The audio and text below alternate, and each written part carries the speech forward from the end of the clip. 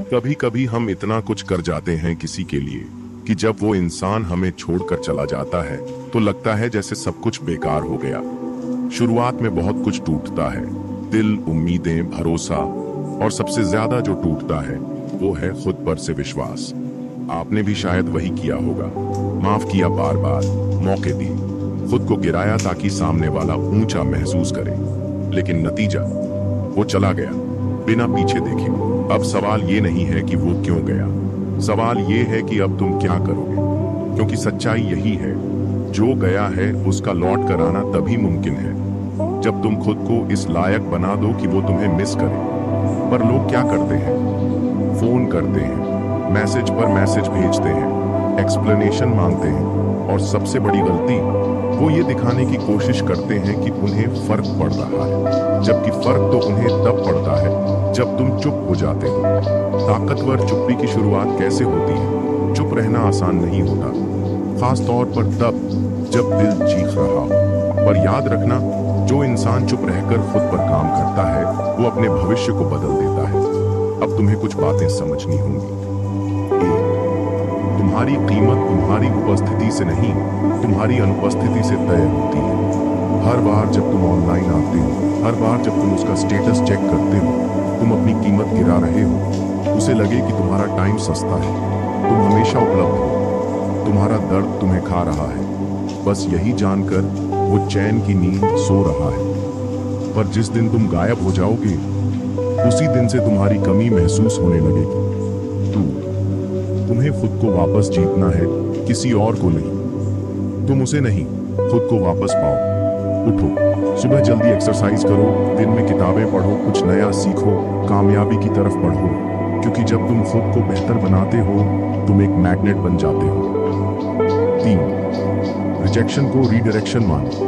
अगर वो गया है तो इसका मतलब है कि कोई लेसन था। शायद तुमने खुद को बहुत सस्ता कर लिया था, शायद तुमने बाउंड्रीज सेट नहीं की, शायद तुमने उसकी फिक्र में खुद को खो दिया। अब वक्त है तुम्हें खुद को खोजने का। 4, खुद से एक वादा करो, अब मैं खुद के लिए जीऊंगा। हर दिन खुद को रिमाइंड कराओ, मुझे अब किसी को इम्प्रेस नहीं करना, मुझे खुद को हील करना है। जब तुम साइलेंट रहकर इनर वर्क करते हो तो बाहर की दुनिया खुद बदलने लगती है। 5, तुम्हारी साइलेंस, तुम्हारा पावर। सोचो, क्यों सबसे बड़ी ताकतें खामोश होती हैं? क्यों सक्सेसफुल लोग रिएक्शन नहीं देते? क्योंकि उन्हें फर्क नहीं पड़ता कि कौन क्या बोल रहा है, उन्हें फर्क पड़ता है वो खुद कहां पहुंच रहे हैं। और आज से तुम्हें भी ऐसा ही बनना है। अब सवाल ये है, क्या तुम सच में खुद को इतना बेहतर बना सकते हो कि सामने वाला तुम्हें मिस करे? हाँ, कर सकते हो, पर उसका एक ही रास्ता है, एक्शन इन साइलेंस। अब आगे जानिए अगले भाग में। क्या वो तुम्हें सच में मिस कर रहा है या बस टाइम पास कर रहा है? क्या आपको ये अनुभव अपने जीवन में कभी हुआ है? तो नीचे कमेंट में जरूर लिखिए, हम सब सुनना चाहते हैं। अगले भाग में हम जानेंगे माइंड ट्रिक्स और इमोशनल रिवर्सल टेक्निक्स, जिससे सामने वाला खुद इमोशनली पुल हो जाए। चलिए अब जानते हैं अगले भाग में क्या है। भाग 2, क्या वो तुम्हें सच में मिस कर रहा है या बस टाइम पास कर रहा है? जब कोई चला जाता है तो अक्सर हम ये सोचते हैं, क्या वो मुझे याद करता होगा? क्या उसे मेरी कमी महसूस होती होगी? क्या वो भी रातों को जागता होगा? और यही सोच हमें अंदर ही अंदर खा जाती है। पर सच्चाई जाननी है तो खुद से ये 3 सवाल पूछो। सवाल 1, उसने तुम्हें खोने के बाद कांटेक्ट किया क्या? अगर नहीं तो इसका मतलब है वो या तो तुम्हें लेकर बहुत कॉन्फिडेंट है कि तुम लौट आओगे, या फिर इमोशनली डिस्कनेक्ट कर चुका है। इन बोथ केसेस तुम्हारा भागना उसे चेस करवाने का काम नहीं करेगा, बल्कि तुम्हारा रुक जाना उसे सोचने पर मजबूर करेगा। सवाल 2, क्या वो तुम्हें सिर्फ तब याद करता है जब उसे किसी चीज की जरूरत होती है? काम पड़ता है, मैसेज करता है, अकेला महसूस करता है, कॉल करता है, इमोशनल हो जाता है, तुम्हें गिल्ट देता है। यही पैटर्न इमोशनल मैनिपुलेशन का। ऐसे इंसान को तुम जितनी बार इंपॉर्टेंस दोगे वो उतनी बार तुम्हें अपनी जरूरत के हिसाब से इस्तेमाल करेगा। सवाल 3, क्या उसने कभी पूछा तुम कैसे? एक इंसान जो सच में तुम्हें मिस करता है, वो तुम्हारे हाल चाल, तुम्हारी फीलिंग, तुम्हारी जिंदगी के बारे में जेन्युइनली जानना चाहेगा।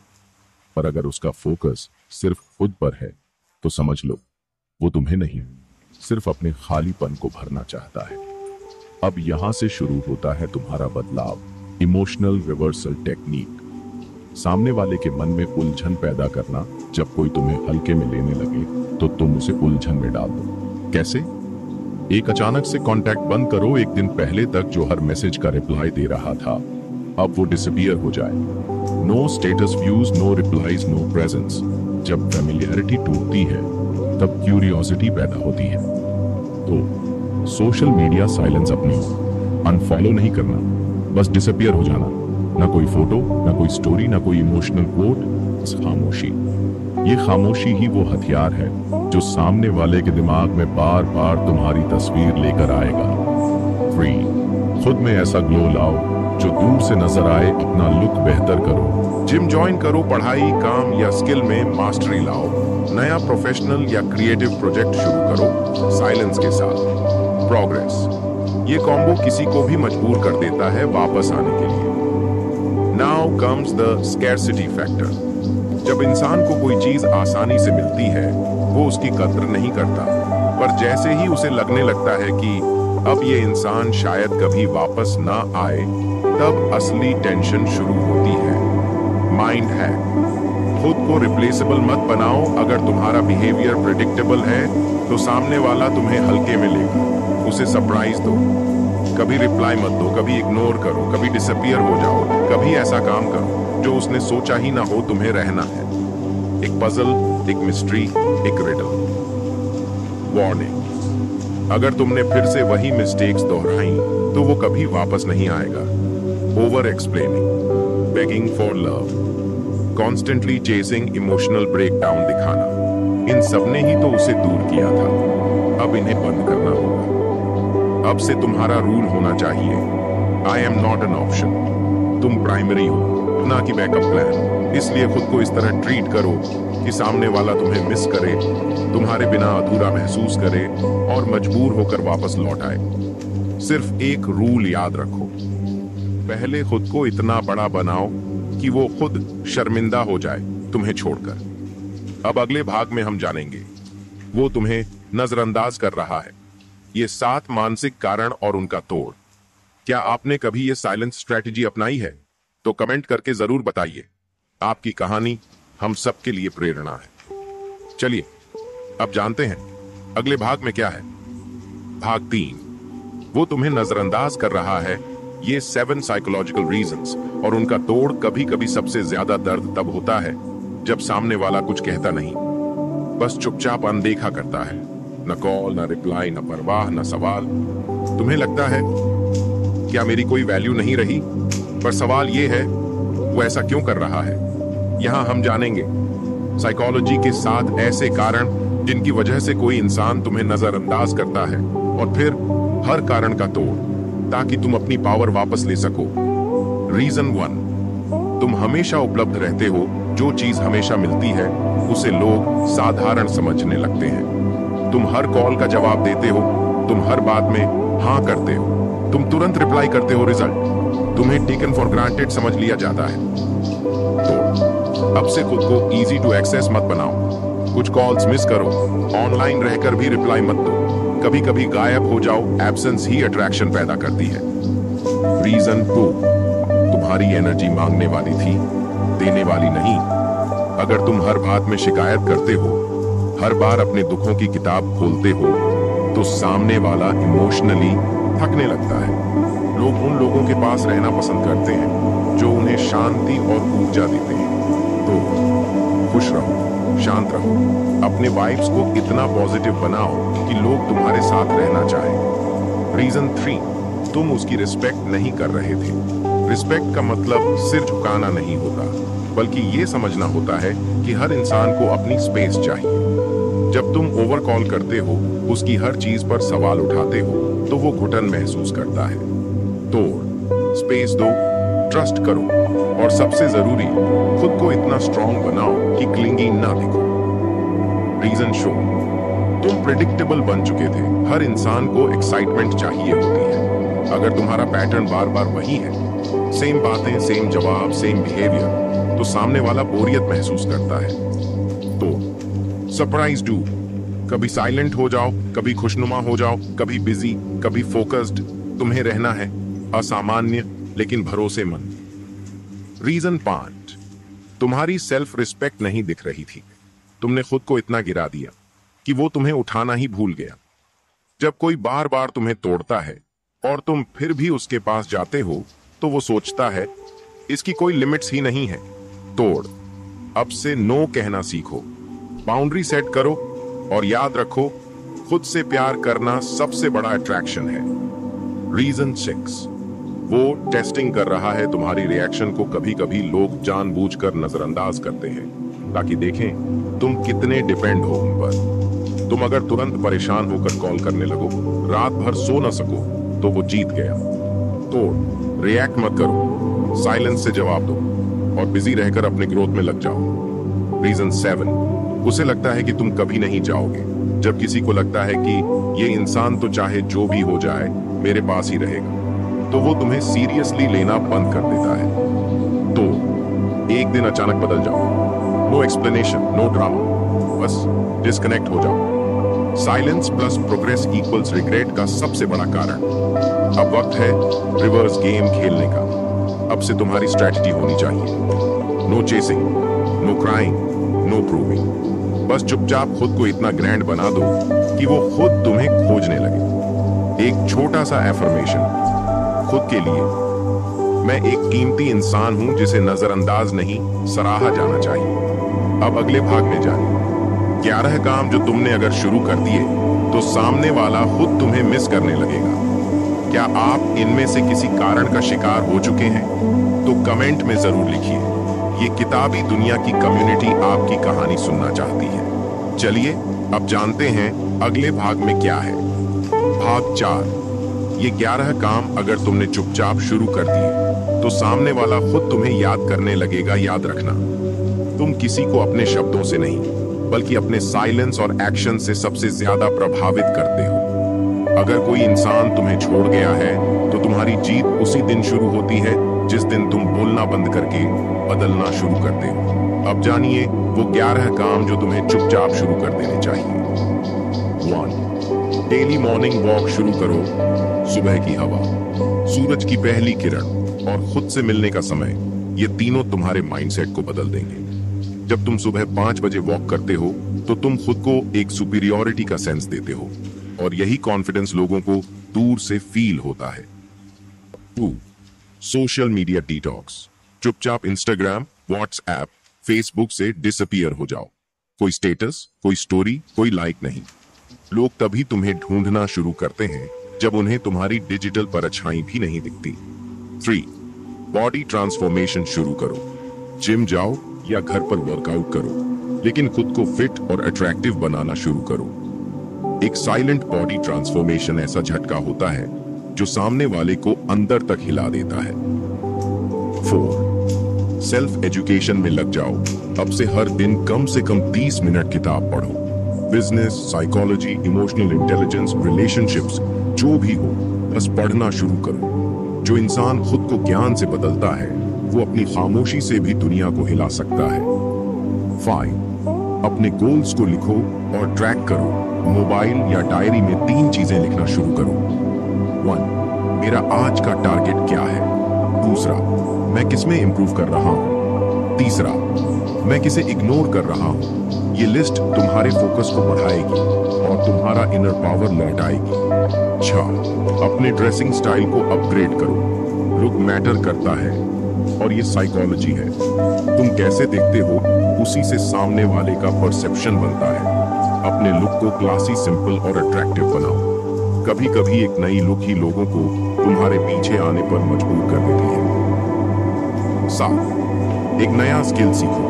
Coding, designing, public speaking, cooking, कोई भी स्किल जो तुम्हें आगे ले जाए। जब तुम्हारी एनर्जी बाहर की दुनिया में खर्च हो रही होती है तो पास्ट के लोग खुद से इनविजिबल हो जाते हैं। 8, फैमिली और रियल फ्रेंड्स के साथ टाइम स्पेंड करो इमोशनल हीलिंग के लिए सबसे जरूरी है रियल कॉन्वर्सेशंस, रियल रिलेशनशिप्स। उन लोगों के साथ रहो जो तुम्हें मोर ऑफ यू महसूस कराते हैं। हर दिन एक एक्ट ऑफ काइंडनेस करो, किसी की मदद करो, किसी को मोटिवेट करो या किसी को सुन लो। साइलेंस के बीच जब तुम करुणा से जुड़ते हो तब तुम सबसे अलग महसूस होते हो। 10 फाइनेंशियल ग्रोथ शुरू करो, साइड हसल शुरू करो, सेविंग शुरू करो, इन्वेस्ट करना सीखो। जब तुम पैसे से मजबूत होते हो तो दुनिया तुम्हारी बात सुनती है। 11वीं मिरर तकनीक। खुद से हर दिन 2 मिनट बात करो, मिरर में देखो और खुद से कहो, मैं हर दिन पहले से बेहतर हो रहा हूं। मेरा मौन मेरा उत्तर है। मैं अब किसी को चेज नहीं करूंगा, अब लोग मुझे चूज करेंगे। अब क्या होगा जब तुम ये सब करना शुरू करोगे?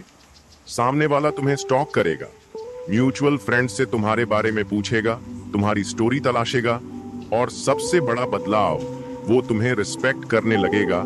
याद रखो, तुम्हारी चुप आर्स तुम्हारा बदलाव और तुम्हारा बदलाव आर्स उसका पछतावा। अब अगले भाग में जानिए इमोशनल मास्टरी, कैसे खुद को टूटने से बचाएं और हर रिजेक्शन को ग्रोथ में बदलें। क्या आप इनमें से कोई काम करना शुरू कर चुके हैं? तो नीचे कमेंट में बताना मत भूलिए। आप किताबी दुनिया की कम्युनिटी के प्रेरणा स्रोत बन सकते हैं। चलिए अब जानते हैं अगले भाग में क्या है। भाग 5 इमोशनल मास्टरी, कैसे खुद को टूटने से बचाएं और हर रिजेक्शन को ग्रोथ में बदलें। जब कोई तुम्हें छोड़ जाता है तो ऐसा लगता है जैसे सब कुछ बिखर गया। रातें लंबी हो जाती हैं, मन हर चीज से अलग थलग हो जाता है और दिमाग बार बार एक ही सवाल पूछता है, मेरे साथ ही ऐसा क्यों हुआ? लेकिन इमोशनल मास्टरी यही सिखाती है, तोड़ो नहीं बदलो, गिरो नहीं उठो। अब जानिए 7 साइकोलॉजिकल टूल्स जो तुम्हारी टूटन को तुम्हारी सबसे बड़ी ताकत में बदल देंगे। Tool 1 emotional substitution. दर्द को सीधे खत्म नहीं किया जा सकता, पर उसे किसी और काम से सब्स्टिट्यूट किया जा सकता है। अगर तुम्हारा मन रोने का कर रहा है तो उस समय रनिंग, राइटिंग, क्लीनिंग, लर्निंग, कोई भी ऐसा काम पकड़ो जिसमें एनर्जी लगे। इमोशन को मोशन में बदलो, यही रूल है। Tool 2 breath control, thought control. जब तुम्हारे विचार अनकंट्रोलेबल हो जाएं, तो सांसों को काबू में लो। 5-5-5 रूल अपनाओ। 5 second inhale, 5 second hold, 5 second exhale, दिन में 3 बार। ये करना शुरू करो, तुम्हारे दिमाग की धड़कनें शांत होने लगेंगी।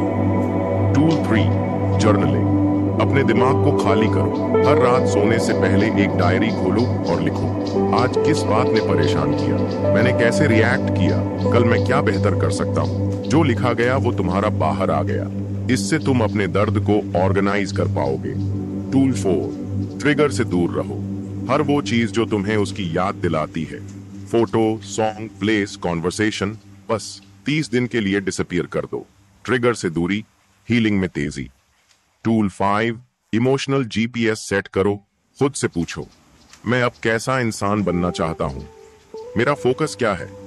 क्या मैं पास्ट को पकड़कर अपना फ्यूचर बर्बाद कर रहा हूं? ये सवाल तुम्हें इमोशन से लॉजिक की तरफ लाते हैं। Tool 6 delay the reaction. जब भी दिल दुखे, जवाब देने का मन करे, तो खुद से कहो, मैं इस पर कल सोचूंगा। इमोशन को 24 घंटे का गैप दो। 90% मामलों में अगले दिन वो बात इतनी बड़ी नहीं लगती। टूल 7 रिजेक्शन को रीडायरेक्शन समझो। जब कोई तुम्हें छोड़ता है तो वो तुम्हें यूनिवर्स की तरफ से इशारा होता है कि तुम कुछ बेहतर डिजर्व करते हो। रिजेक्शन तुम्हारा अंत नहीं है, वो तुम्हारी रीलॉन्चिंग की शुरुआत है। Affirmation for strength. मैं टूट नहीं रहा, मैं बदल रहा हूं। मैं रो नहीं रहा, मैं सीख रहा हूं। मैं पिछला नहीं ढूंढ रहा, मैं नया बना रहा हूं। अब क्या होगा जब तुम इमोशनली मास्टर बन जाओगे? तुम उसकी हर बात पर डिपेंड करना छोड़ दोगे, तुम बार बार कॉल करना छोड़ दोगे और सबसे जरूरी, तुम अपने माइंड को अपने कंट्रोल में लाना सीख जाओगे। अब अगले भाग में जानिए इग्नोर कर रहे इंसान को कैसे मिरर दिखाएं बिना कुछ कहे, बस अपने एटीट्यूड से। क्या आपने कभी इमोशन को एनर्जी में बदला है? तो कमेंट में जरूर लिखिए। क्योंकि आपकी एक लाइन किसी और की हीलिंग बन सकती है। चलिए अब जानते हैं अगले भाग में क्या है। भाग 6, उसे आईना दिखाओ। बिना कुछ कहे बस अपने एटीट्यूड से कुछ बातें कहने की जरूरत नहीं होती, वो महसूस कराई जाती है। और तुम्हारा एटीट्यूड ही वो मिरर है जिसमें सामने वाला अपनी गलती और घमंड दोनों देख सके। अब जानिए वो 9 एटीट्यूड जो तुम्हें ऐसा बनाएंगे कि सामने वाला तुम्हें नजरअंदाज नहीं याद किया करेगा। 1, मैं ठीक हूं attitude, even when you are not. जब सामने वाला तुम्हारे इग्नोर पर रिएक्शन चाहता है तब तुम बस मुस्कुरा दो। न शिकायत, न सफाई, न सवाल, बस काम रहो और कहो I am good and growing. सामने वाला खुद को बेवकूफ महसूस करेगा। 2, साइलेंट एग्जिट एटीट्यूड। दूसरे इंसान को यह बताने की जरूरत नहीं कि तुम जा रहे हो। एक दिन कोई लास्ट मैसेज नहीं, कोई फाइनल कॉल नहीं, बस एक शांति और एक डिसअपियर। ये एटीट्यूड सबसे ज्यादा असरदार होता है। 3, बिजी बट क्लासी एटीट्यूड। जब वो तुम्हें ऑनलाइन देखकर सोचता है शायद मेरे लिए है, और तुम किसी भी रिएक्शन के बिना professional talks, self work posts या स्पिरिचुअल कोट्स शेयर कर रहे हो, तो वो सोचता है इसकी दुनिया में मेरी कोई जरूरत नहीं रही। 4, eye contact attitude. Real life में दिखाओ कि तुम बदल चुके हो। अगर कभी रास्ता टकरा जाए तो आंखें झुकाना नहीं, मुस्कुराकर एक बार देख लो, लेकिन फिर दोबारा पलट कर मत देखो। ये दिखाता है तुमने दर्द झेला है लेकिन खुद को मिटाया नहीं। 5, ग्लो अप एटीट्यूड। लुक बदलो, वॉक बदलो, लाइफस्टाइल बदलो।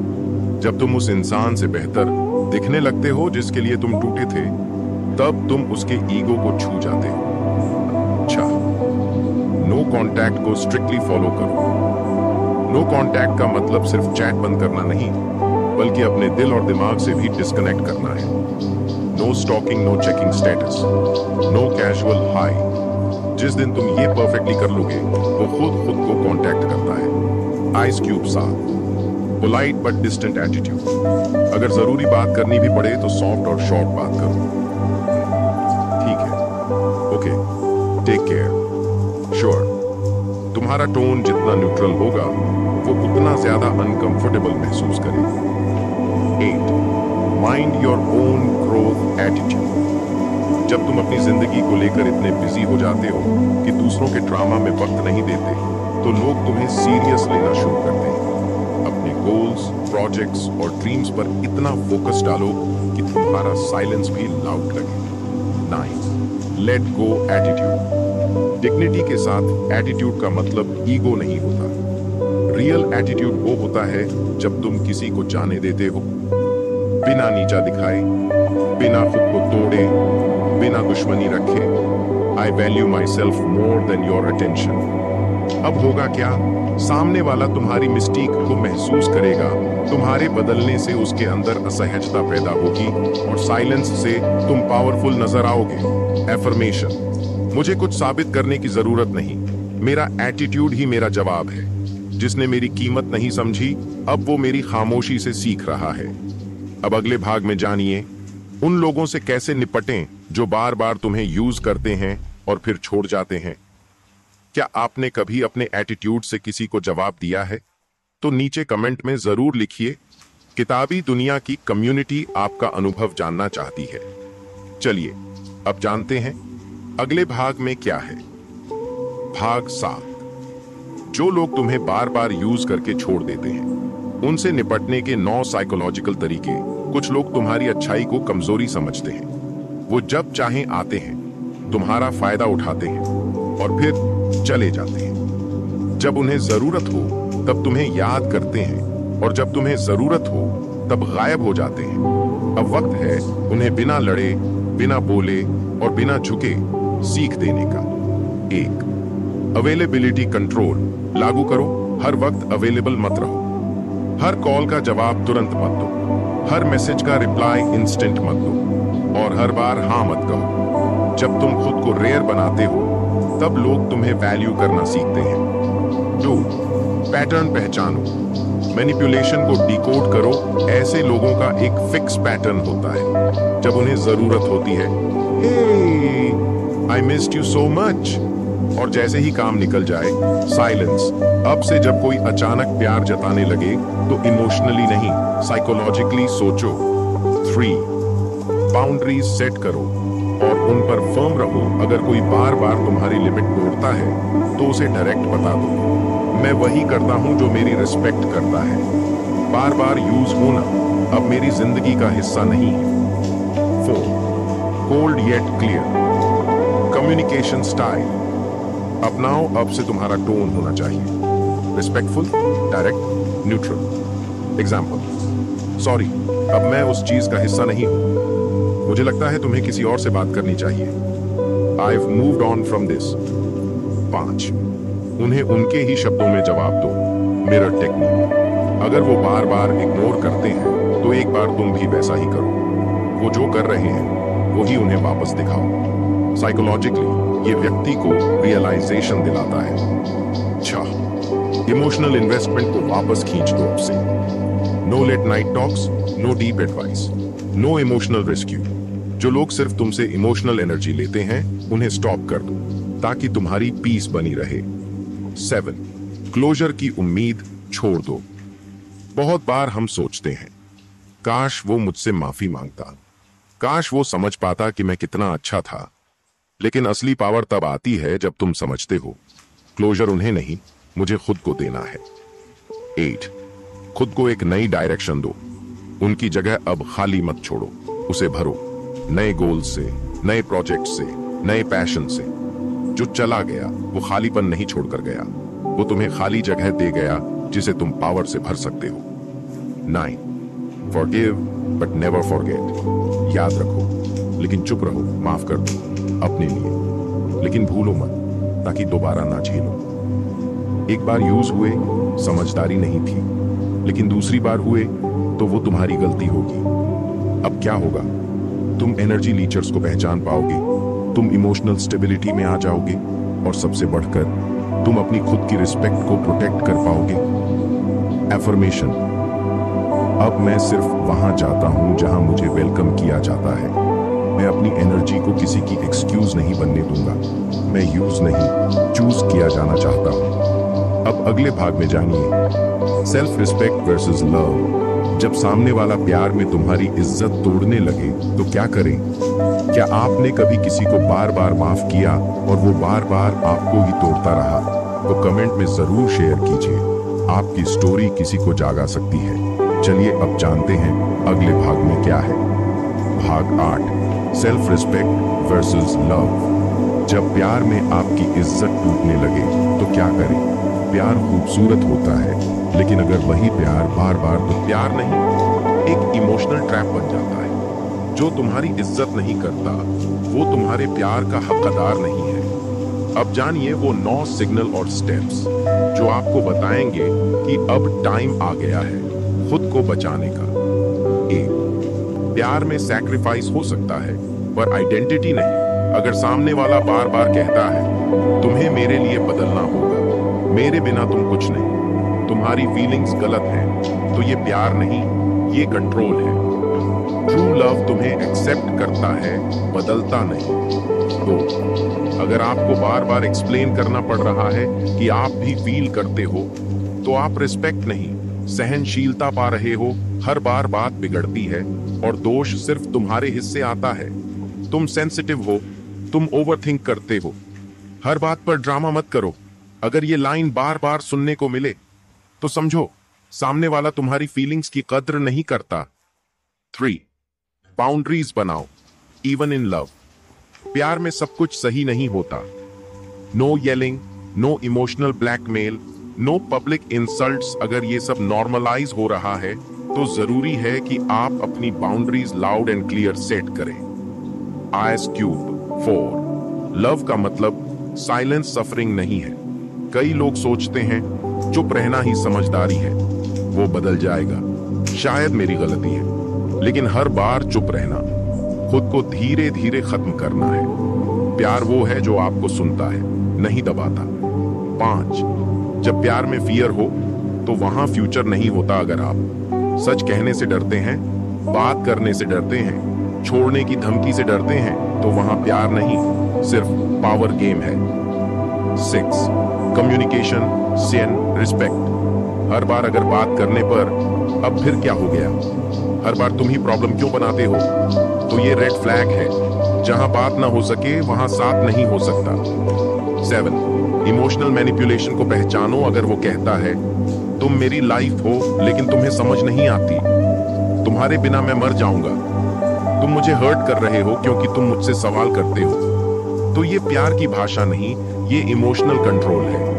8 खुद से ये सवाल करो, क्या मैं खुद को खो रहा हूं इस प्यार में? क्या आप अपनी हॉबीज भूल गए? क्या आप बार बार खुद को प्रूफ करते रहते हैं? क्या आप अकेले डिसीजन नहीं ले सकते? अगर हाँ जवाब है तो ये प्यार नहीं, ये आपकी आइडेंटिटी को तोड़ रहा है। 9 लव से पहले रिस्पेक्ट आना चाहिए। अगर उसे तुम्हारे साथ रहने की खुशी है तो उसे तुम्हें सम्मान देने में भी खुशी होनी चाहिए। अगर सामने वाला बार बार हर्ट करता है तो एक ही जवाब काफी है, मुझे प्यार चाहिए पर इज्जत के बिना नहीं। एफर्मेशन, मुझे वो प्यार चाहिए जिसमें मेरी आत्मा भी मुस्कुराए, जो सिर्फ दिल को नहीं मेरे सम्मान को भी छू सके। मैं अपनी इज्जत को किसी इमोशन के सामने गिरवी नहीं रखूंगा। अब क्या होगा, तुम लव और सेल्फ डिस्ट्रक्शन में फर्क समझ पाओगे। तुम खुद को कमजोर नहीं, जरूरी समझोगे, और सबसे बड़ी बात, तुम टूटने से पहले संभल जाओगे। अब अगले भाग में जानिए, सिर्फ एक माइंडसेट से कैसे किसी को इस कदर रिग्रेट करवा सकते हो कि वो खुद लौट कर आए। क्या आप भी कभी प्यार में अपनी रिस्पेक्ट खो बैठे थे? तो नीचे कमेंट जरूर कीजिए ताकि कोई और वही गलती न दोहराए।